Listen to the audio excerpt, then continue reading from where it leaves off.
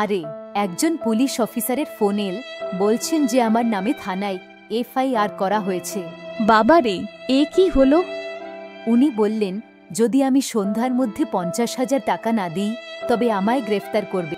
হায় রে, লোকে কি বলবে, আর আমার পরিবারটার কি হবে? দি, এত টাকা তো আমার কাছে নেই, আমি এখন কি করব? ভয় পাস না, একটা টাকাও দেওয়ার দরকার নেই। মানে তোমার কি থানায় কারো চেনা জানা আছে? আরে না, কিন্তু ভয় পাওয়ারও কিছু নেই। এটা এক ধরনের প্রতারণা, যাকে বলে ডিজিটাল অ্যারেস্ট।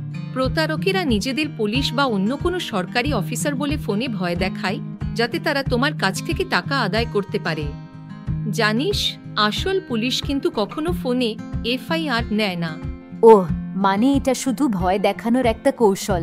বুঝতে পারলাম। তাহলে এমন পরিস্থিতিতে আমাদের কি করা উচিত দি?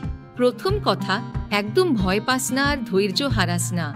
অচেনা নম্বর থেকে আসা ফোন কলের ওপর বিশ্বাস করবি না।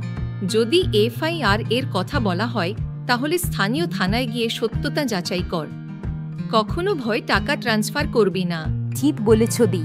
আরও একটা কথা, তোর উচিত 1930 হেল্পলাইন নম্বরে ফোন করে www.cybercrime.gov.in ওয়েবসাইটে গিয়ে, বা চক্ষু পোর্টালে www.sanchar-sathi.gov.in গিয়ে তোর সঙ্গে যা হয়েছে তার অভিযোগ দায়ের করা।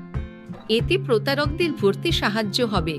দারুণ ব্যাপার, এবার আর কেউ আমাদের ভয় দেখিয়ে ঠকাতে পারবে না।